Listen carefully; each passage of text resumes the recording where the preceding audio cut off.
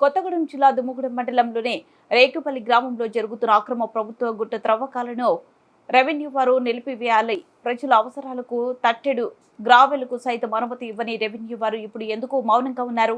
ప్రభుత్వానికి కట్టవలసిన పన్నులు తెగ్గొడుతూ ఇసుక ర్యాంపులోకి రోడ్డు వేయడం కోసం దొడ్డిదారిన గ్రావెలను తరలిస్తున్న ఇసుక ర్యాంపు కాంట్రాక్టర్లపై రెవెన్యూ వారికి ఎందుకు ఇంత ప్రేమ? అనుమతులు లేకుండా గుట్ట త్రవ్వకాలు జరుగుతున్న జేసీబీను తోలకాలు జరుపుతున్న లారీలను వెంటనే సీజ్ చేయాలి. సంబంధిత అక్రమాలపై చట్టరీత్యా తగు చర్యలు తీసుకోవాలి, లేకుంటే ఉద్యమిస్తాం.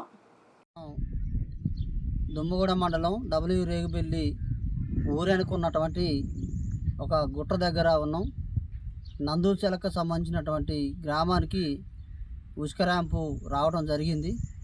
ఈ ఉసుక ర్యాంప్ కోసం రోడ్డు నిర్మించుకోవడానికి గోదావరి నడి మధ్యలోకి మరి వందల టక్కుల ఈ కోరిని తవ్వి ఈ కంకరను తీసుకెళ్ళి రోడ్డు పోసుకోవడం జరిగింది. ఆ కాంట్రాక్టరు అంటే ప్రైవేటు కాంట్రాక్టర్లకు అయితే ఈ మట్టిని ఈ గ్రావెల్ని అమ్ముకుంటా ఉంది ప్రభుత్వం. మరి ఎటువంటి పర్మిషన్ లేకుండా ఈ గుట్టను తవ్వి గోదాట్లో మరి పోయటం అనేటటువంటి జరుగుతూ ఉంది.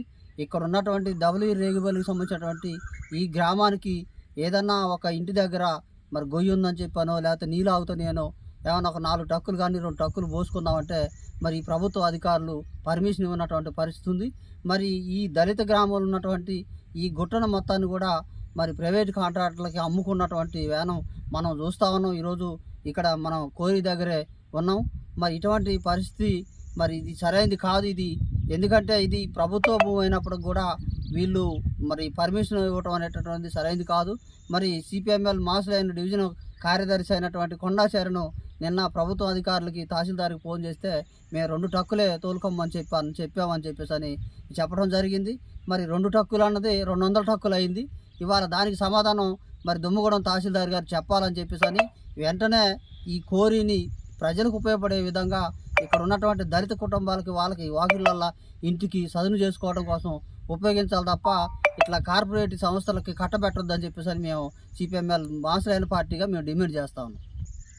వెంటనే దీన్ని ఇక్కడ తవ్వకాలను ఆఫ్ చేసి వాళ్ళ మీద చర్యలు తీసుకోవాలని చెప్పేసి అని మరి మైనింగ్ వాళ్ళు పర్మిషన్ ఇవ్వకుండా మరి తహసీల్దార్ గారు మరి క్లియరెన్స్ లెటరు మరి నో అబ్జెక్షన్ లెటర్ ఇవ్వకుండా ఇక్కడ తీయటం అనేటటువంటిది సరైనది కాదు. తీస్తా ఉన్నప్పుడు కూడా మరి తహసీల్దార్ గారు మరి చోద్యం చూస్తూ ఉన్నాడంటే దానికి మరి అర్థం చాలా ఉంది.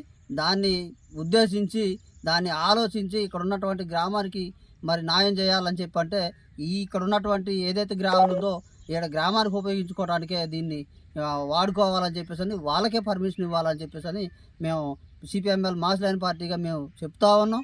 ఎందుకంటే ఇది మరి ప్రైవేట్ కాంట్రాక్టర్కి కట్టబెట్టడాన్ని మేము ఖండిస్తూ ఉన్నాం.